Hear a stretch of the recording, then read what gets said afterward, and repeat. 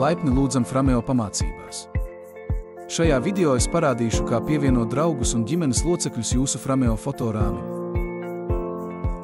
Lai sāktu, pieskarieties rāmja ekrānam, lai atvērtu ātro izvēlni slaidrādes režīmā, nospiediet pogu ar ikonu pievienot draugu. Uz ekrāna parādīsies unikāls kods sarkanā krāsā.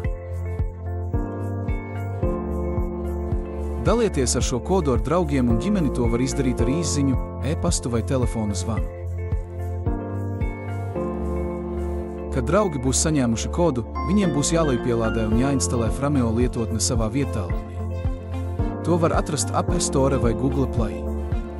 Pēc lietotnes instalēšanas nospiediet ikonu pievienot draugu ekrāna augšējā labajā vai augšējā kreisajā stūrī, atkarībā no tā, vai izmantojat Android tālruni vai iPhone. Tagad ievadiet rāmja kodu teksta laukā un nospiediet OK.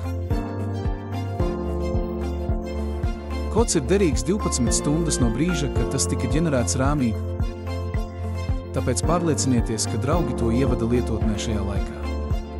Ja viņi nepaspēja, viņi vienmēr var palūgt jaunu kodu.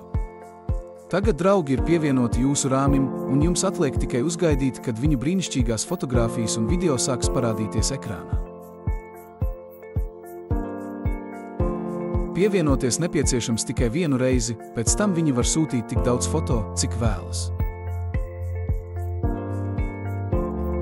Noskatieties nākamo video, kur redzēsiet, kā nosūtīt foto no vietālruņa uz Frameo fotorāmi. Paldies, ka skatījāties! Sekojiet jaunām pamācībām!